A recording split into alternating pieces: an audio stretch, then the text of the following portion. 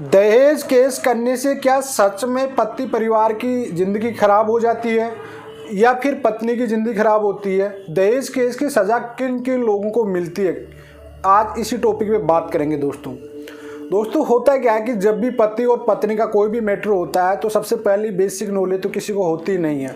मान लीजिए पति और पत्नी के बीच में कोई छोटी मोटी लड़ाई जो भी मैटर हो गया, उसके बाद थोड़ा सा ईगो अहंकार आ जाता है किसी को, ठीक है, पुलिस थाने तक चली जाती है बात, मान लीजिए, लेकिन वहाँ तक कि कोई भी होमवर्क करके केस नहीं कर पाता। होमवर्क मतलब कि केस का क्या रिजल्ट होने वाला है ये चीज़ कोई नहीं सोचता है। लेकिन सच्चाई यह है कि दहेज केस करने से लड़कियों की ही ज़िंदगी खराब होती है, ना कि लड़कों की। जी हाँ दोस्तों, ये माइंड में फिट कर लेना कि जितने भी दहेज केस होते हैं 95% पति पत्नी उसके बाद एक साथ नहीं होते हैं। 5% कुछ रिश्ते ऐसे होते हैं जो बच्चों को देखते हुए, जिनके बच्चे हैं, बड़े बड़े बच्चे हो गए, उनको देखते हुए झुक जाते हैं, एक साथ हो जाते हैं, लेकिन उनका साथ होना एक तरह से वो होता नहीं, ईगो अहंकार, अपने आप को मार के साथ रहना होता है। लेकिन जिस दिन से कोर्ट कचहरी में कोई भी मैटर चला गया, उसके बाद उम्मीद छोड़ देना कि वो रिश्ता वापस जुड़ जाएगा।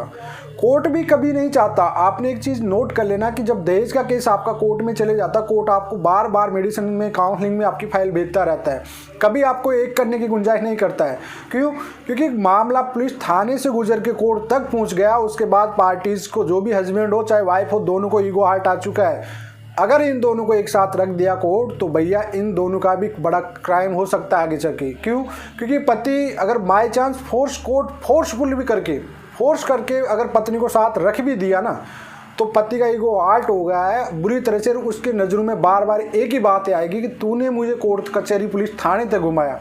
बहुत बड़ा क्राइम कर जाएगा एक दिन, याद रखना। कभी कोर्ट आपको नहीं करेगा, कोर्ट हमेशा तुमको फोर्स करेगा म्यूचुअल तलाक की तरफ, कि म्यूचुअल है कि दोनों दूर हो जाए।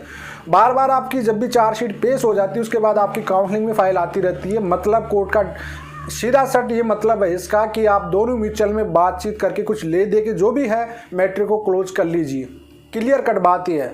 लेकिन इसमें फ्यूचर किसका खराब हुआ? एक लड़की का फ्यूचर खराब होता है, यहाँ पे याद रखना। चंद पैसों में अगर ये सोचते हो कि हम पैसा मिल के दहेज केस कर रहे हैं, तो भैया उससे आपकी ज़िंदगी नहीं गुजरने वाली। क्यों?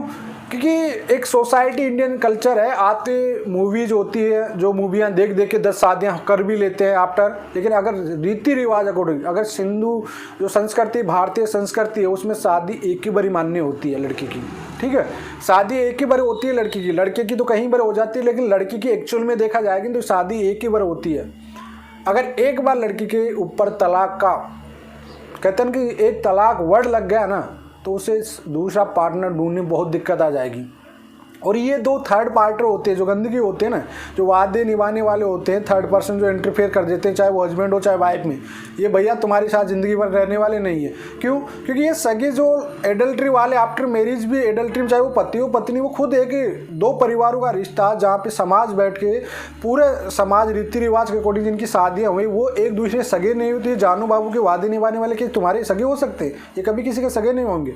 इनकी ज़िंदगी एंड में तो बहुत बुरी हो जाएगी। ये मानना कि कहीं की नहीं, घर के न गांठ के दो भी कुत्तों की जिंदगी हो जाती है इन लोगों की, याद रखना। बहुत इनका प्रैक्टिकल रिजल्ट देखे हम लोगों ने, जिन्होंने किसी लड़की के चक्कर में या किसी लड़की के चक्कर में अपने पार्टनर से दूर हुए ना, उनकी बहुत बुरी जिंदगी हो जाती है 5 या 2, 4, 5 साल बाद ही। जो इनके साथ पहली बात तो 90% जो इनके केस रनिंग चलते हैं ना, जो सोना बाबू होते हैं, वो इनसे तो पहली बात शादी नहीं करते। ये बोलते हैं कि जो पहले वाले की सगी नहीं हुई या पहले वाले का सगा नहीं हुआ ना, तो मेरे कहाँ से सगा हो सकता है। इनके डायलॉग में कहीं प्रैक्टिकल केसों में देखा हूँ।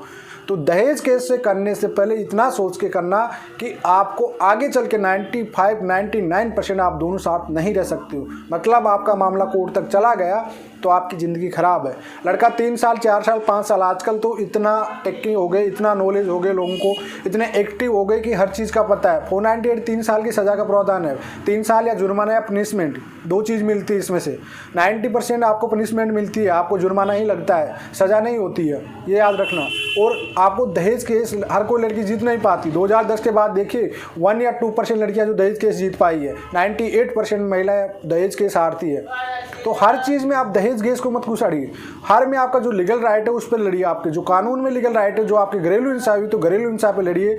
आपको रहने का अधिकार नहीं तो रहने वाले अधिकारों पे लड़िए। आप जो आपके एक्चुअल में राइट है, और आप आज के डेट पे यार वेल एजुकेटेड मैक्सिमम केसेस देखते हैं ना हम लोग, जिसमें वेल एजुकेटेड लड़के लड़कियां ही ज़्यादा केस कर रहे हैं। ठीक है।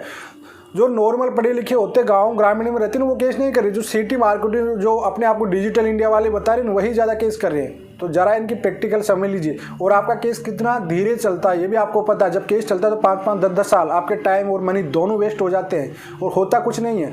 तो भैया इनमें ज़िंदगी ख़राब होती है, एक लड़की की भी होती है, उसके बाद जो बच्चे हैं तुम्हारे बीच में उनकी भी ज़िंदगी ख़राब हो जाती है, ठीक है। क्योंकि जो एक्चुअल में जो रियल मम्मी पापा होते हैं ना उनका प्यार कभी भी नहीं मिल पाएगा उन बच्चों को। और कभी भी अगर आपके बच्चे हैं तो भैया कोई भी पति हो चाहे पत्नी हो झुक जरूर जाना, क्योंकि बच्चों की ज़िंदगी ख़राब मत करना। और बच्चे बीच में ऐसा अहम रोल निभाते हैं, मैं इतनी बात बताता हूँ कि आप दोनों के झगड़ों में प्यार डाल देते हैं बच्चे, इतना याद रखना। पुराने ज़माने की बात याद कर लीजिए, हमारे मम्मी पापाओं की लड़ाई होती थी ना तो भले एक घर में रह के बोलते नहीं थे वो कभी भी, ये बात नोट करना कि मम्मी पापा कभी बोलते नहीं थे, लेकिन जो बच्चे होते हैं उनको कबूतर का काम दे दिया करते हैं। पूछ तेरे पापा खाना खाया, पूछ तेरी मम्मी क्या कर रही है, दोनों के बीच में। तो भाई आपके बच्चे ना तो उनकी तरफ देख के ना इस रिश्तों को बचा लीजिए, नहीं तो तकियों के भी नींद नहीं आएगी, तुमको याद रखना है इसमें। और इनका क्या रिजल्ट, कैसे तूफान आता तब पता नहीं पड़ता, लेकिन उसके बाद पड़ता कि कितना हानि हुई, कितना लॉस हुआ। तो प्लीज़ कोई भी केस करिए जो एक्चुअल में केस आपके साथ जो एक्चुअल में घटना घटी है कि आपको घर में नहीं रहने दे रहे तो घर के लिए आपका राइट है, रहने के लिए लड़िए। अगर आपको घरेलू हिंसा हो रही तो घरेलू हिंसा के लिए लड़िए, लेकिन अपना रिश्ता खराब करके 498 केस कभी मत करिए। 498 केस करने से पहले 100 बार सोच लीजिए, 100 बार होमवर्क कर लीजिए। आजकल पूरी आपको नेट पे हर चीज़ मिल जाती है, गूगल पे हर चीज़ को सर्च करके आप केस करिए, अन्यथा आपकी ज़िंदगी खराब करने से कोई भी नहीं रोक बचा पाएगा। वकील हो, पुलिस हो, कोई भी हो, सब अपनी ड्यूटी निभा रहे हैं भैया। सोचना आपको है, पार्टनर आप दोनों हैं, ज़िंदगी आपको जीना है। कैसे जीना है कैसे नहीं जीना, कोर्ट कचहरियों में चक्कर काट के जीना है या बड़े प्यार प्रेम से जीना, वो डिसाइड आप दोनों पे करें।